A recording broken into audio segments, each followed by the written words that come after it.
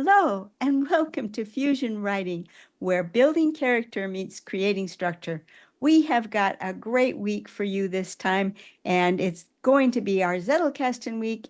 So without further ado, I'm going to turn it over to Victoria to get us started. Victoria? Hello, Lilligans, anti-novelists, onlookers, and friends. Welcome back. Starting a brand new week of material.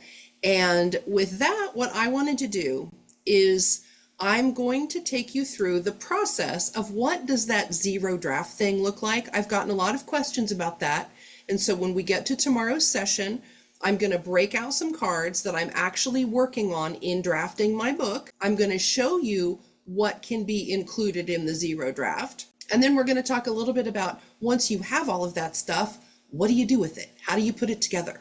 So that's the direction that we're headed. And I think, especially for those of you that have had a lot of questions, I think tomorrow's session is really going to help you dial in what that process can look like and how you can start to bring some order to the chaos. So I'm really looking forward to this one. I've gotten a lot of questions about this, so I think it's going to be super helpful. And then I'm going to throw it over here to Kathleen and let her tell you what she's going to do, because it's going to be a great complement to the chaos that I'm going to bring you. Well, thank you, Victoria. Well, usually Victoria is the one who brings order to our fiction writing.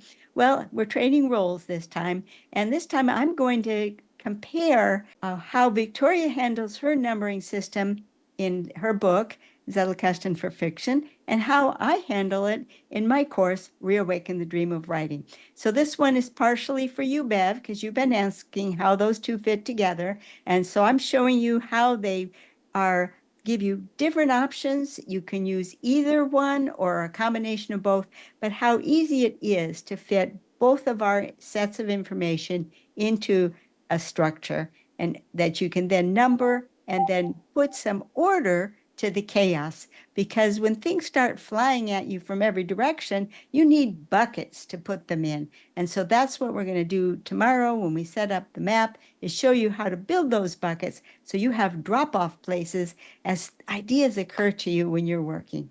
So be sure to come back tomorrow for our map session. Anything to add, Victoria? No, I can't wait to get started. This is going to be a fun week. I think it'll be super helpful for everyone that has been curious about it. So we'll see you tomorrow.